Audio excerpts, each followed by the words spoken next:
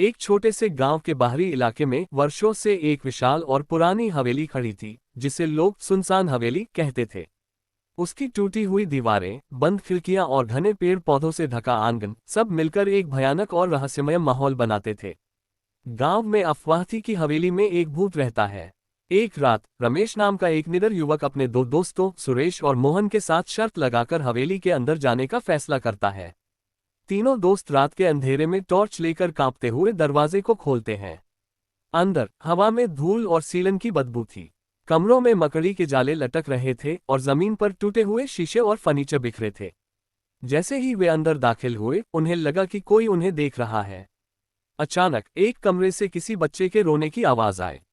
डर के मारे सुरेश और मोहन भागने लगे, लेकिन रमेश अपनी बहादुरी दिखाने के लिए रुक गया। वह आवाज का पीछा करते हुए हवेली की सबसे ऊपरी मंजिल पर पहुंचा। वहां एक छोटा बंद कमरा था। रमेश ने हिम्मत करके दरवाजा खोला। अंदर कोई बच्चा नहीं था, बल्कि एक पुरानी गुड़िया जमीन पर पड़ी थी। जैसे ही रमेश ने उस गुड़िया को उठाया, कमरे में एक तेज ठंडी हवा का झोंका आया और जोरदार दरवाजा बंद हो गया। रमेश घबरा गया और उसने टॉर्च को चारों ओर घुमाया। तभी उसे गुड़िया के पास एक पुरानी डायरी मिली।